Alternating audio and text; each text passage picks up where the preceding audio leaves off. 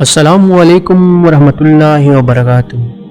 آرام T V کی طرف سے حضور پاک صلی اللہ علیہ وسلم کا ایک پیاری سی فرمان آپ لوگوں کے سامنے لے کر آیا ہوں۔ اس کو غور سے پڑھیں اور اپنے فیملی اور رشتہ داروں کے ساتھ بھی اس کو شیئر کریں۔ نرمی سے عورت کی اصلاح کریں۔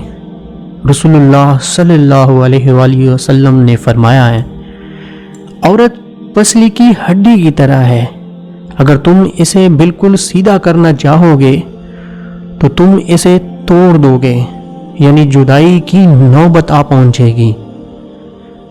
اور اگر تم عورت سے فائدہ اٹھانا چاہو تو تمہیں اس کا ٹیڑھا پن برداشت کرتے ہوئے اس کی خوبیوں سے فائدہ اٹھانا ہوگا۔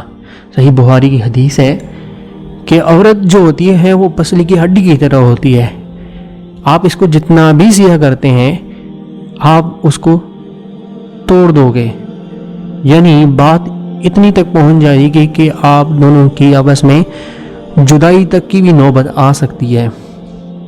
تو عورت سے فائدہ اٹھانے کے لیے تمہیں اس کا ٹیڑھا پن کو برداشت کرنا ہوگا اور اس کی خوبیاں تلاش کرو اور اس کی خوبیوں سے فائدہ اٹھانا سیکھو۔